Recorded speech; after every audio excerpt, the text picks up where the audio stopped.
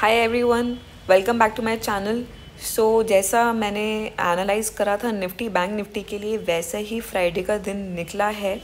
And अगर आपको मेरी एनालिसिस की वजह से कुछ प्रॉफिट्स हुए हों तो do let me know in the comments. मुझे बहुत अच्छा लगेगा कि आपको मेरी एनालिसिस हेल्प कर रही है। लेट्स एनालाइज कि निफ्टी अब कैसा बिहेव कर सकती है कमिंग वीक के लिए एंड मंडे को।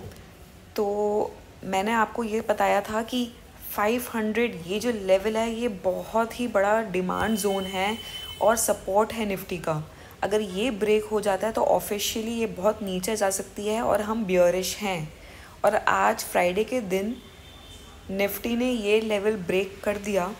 थर्सडे को ही लग रहा था कि ये लेवल ब्रेक हो जाएगा, बट थोड़ा सा इसने फिर से एक पुल बैक दिया एंड ये लेवल ब्रेक होकर कम से कम टोटल निफ्टी ने 500 पॉइंट्स की मूव दी है। तो किसी ने यहाँ से भी पुट बाय करी हो या कॉल सेल करी हो तो उनको अच्छे प्रॉफिट्स हुए होंगे।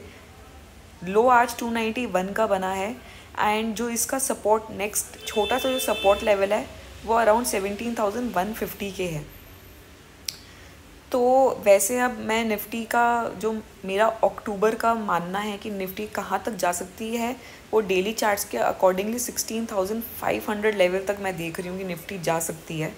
ये एक मेजर सपोर्ट लेवल है जहाँ पर आके ये रुकेगी, बट ऐसा नहीं है कि वो सीधा नीचे चली जाएगी। ऑब्वियसली ऐसे ऐसे ऐसे करके ही जाती है, ये सबको पता है। तो यहाँ पर अगर हम 1 आवर का चार्ट देखें तो यहाँ पर एक इम्बैलेंस क्रिएट हो गया। ये एक इम्बैलेंस है क्योंकि ये बिल्कुल सीधी नीचे गिरी है। तो बिफोर गोइंग फर्दर डाउन, अगर ये एक छोटा सा लेवल 17,150 का जो निफ्टी आराम से ब्रेक कर सकती है, मेरा मानना है। अगर इसको ब्रेक करना है और 16,500 तक जाना है तो उससे पहले निफ्टी को एक छोटा सा पुल बैक देना पड़ेगा अराउंड 17,500 तक का, जो अब निफ्टी के लिए एक रेजिस्टेंस बन गया है। इन केस नेक्स्ट वीक में ये 500 का लेवल से फिर ऊपर चली जाती है तो ये एक फेक आउट हम मान सकते हैं, बट ये ऐसा है नहीं। अब ये एक रेजिस्टेंस 500 17,500 एक रेजिस्टेंस की तरह बिहेव करेगा। ये मंडे को एक छोटा सा पुल बैक आ सकता है या नेक्स्ट वीक में ये इसी रेंज में घूम सकती है बिफोर गोइंग फर्दर डाउन और ब्रेकिंग द लेवल ऑफ 17,150। और मेरा एक और रीज़न कि निफ्टी एक छोटा सा पुल बैक दे सकती है वो हम फिबोनाची रिट्रेट लगाएंगे। फिबोनाची से अगर हम इसका लेवल देखें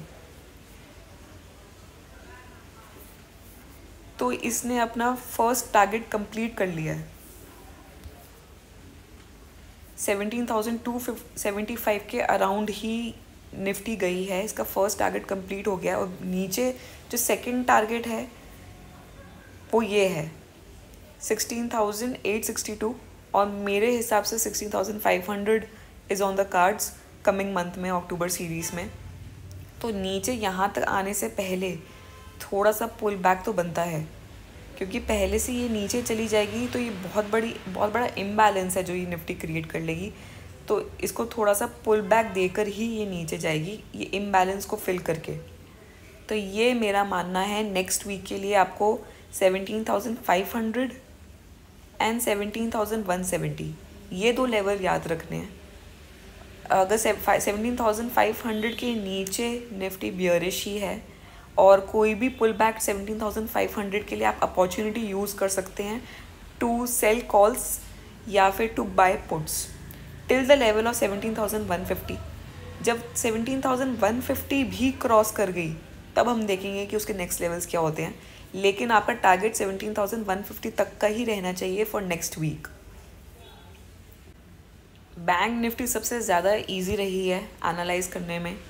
ये ट्रेंड लाइन के साथ मूव कर रही थी तब तक ये बुलिश थी। अगर ये ऐसे रहती तो थर्सडे वाले दिन इसने ब्रेकआउट दिया और रीटेस्ट भी करा, और ये मैंने अपने एनालिसिस में अच्छे से क्लियर किया था। और मैंने बताया था कि इसके नीचे बहुत नीचे जा सकती है और बैंक निफ्टी भी बियरिश है। और इसके नीचे तक बैंक निफ्टी 39,600 जो उसका सपोर्ट लेवल है वहाँ तक गई है। नेक्स्ट जो सपोर्ट लेवल है वो 39,400 पर है। तो ये भी 1 आवर के चार्ट में ये जो बहुत बड़ी कैंडल बनी है, मदर कैंडल इसको बोलते हैं, ये एक इम्बैलेंस है। तो ये भी एक पुल बैक दे सकती है 40,000 तक या 40,400 तक का, टू उससे नीचे जाने से पहले। तो ये आप चीज़ ध्यान रख लीजिएगा कि ये एक पुल बैक जो हो सकता है, ये कोई बुलिश साइन नहीं है। और ये पुल बैक आप बहुत ही सोच समझ के लें। अगर कोई कॉल्स पुट सेल कर रहा है तो ये बहुत ही सोच समझ के लें। कभी भी आप लॉस में जा सकते हैं अगर आप पुट सेल कर रहे हैं। जो आपकी राइट स्ट्रैटेजी वो यही होएगी, जब भी पुल बैक के बाद आपको नज़र आए कि ये वापस नीचे जाने लगी है, कॉल सेल करें एंड पुट बाय करें। तो ये आपकी स्ट्रैटेजी होनी चाहिए नेक्स्ट वीक तक की। मंडे को ज़्यादा पता चलेगा कि और कैसा बिहेव कर रही है। मेरा मानना है कि निफ्टी एंड बैंक निफ्टी को एक छोटा सा पुल बैक देना चाहिए मंडे को, या फिर नेक्स्ट वीक तक में देना चाहिए। एक वीक में बैंक निफ्टी और निफ्टी ऐसे रेंज बाउंड ही रह सकती है। सो अगर आपको मेरी एनालिसिस से थोड़ा सा समझ में आ रहा है कि क्या चल रहा है, आप कॉल्स पुट बाय कर सकते हैं या आप ऑप्शन सेल कर पा रहे हैं, तो do let me know in the comments. And एक और चीज़, अगर आप चार्ट्स अच्छे से समझ रहे हैं, आपको चार्ट समझ में आ रहे हैं कि चार्ट्स क्या कह रहे हैं, आपको और कुछ चीज़ जानने की ज़रूरत नहीं है। चार्ट्स बहुत ज़्यादा सिंक्रोनाइज रहते हैं न्यूज़ से और ऑप्शंस के डेटा से, क्योंकि ऑप्शंस के जो डेटा हैं वो भी तो लोग, जो भी इंस्टीट्यूशनल बायर्स हैं, वो चार्ट्स ही तो देखते हैं और न्यूज़ देखते हैं, और ये सारी की सारी सिंक्रोनाइज रहती है। ये पहले से ही पता चल रहा था कि ये एक यहाँ से ये ब्रेकआउट मिल चुका है ये ट्रेंड लाइन से, और हम लोग नीचे की तरफ देख रहे हैं। मैंने पहले की एनालिसिस में बोला था कि मैं बैंक निफ्टी को लेके बियरिश हूँ, और आज के फ्राइडे वाले दिन ही बैंक निफ्टी ने इतनी मेजर मूव दी है। सो चार्ट्स अच्छे से समझें, ट्रेंड लाइंस बनाएं, सपोर्ट लेवल आपको पता होना चाहिए, एंड आप आराम से ट्रेडिंग कर सकते हैं। So do let me know in the comments again. मुझे अच्छा लगेगा पढ़ के कि क्या आप लोगों ने कैसी ट्रेडिंग करी है, आपने मेरे एनालिसिस के हिसाब से क्या किया। सो थोड़ा बात करते हैं कमेंट्स से तो समझ में आएगा, ज़्यादा कनेक्ट कर पाएंगे। Thank you, bye bye.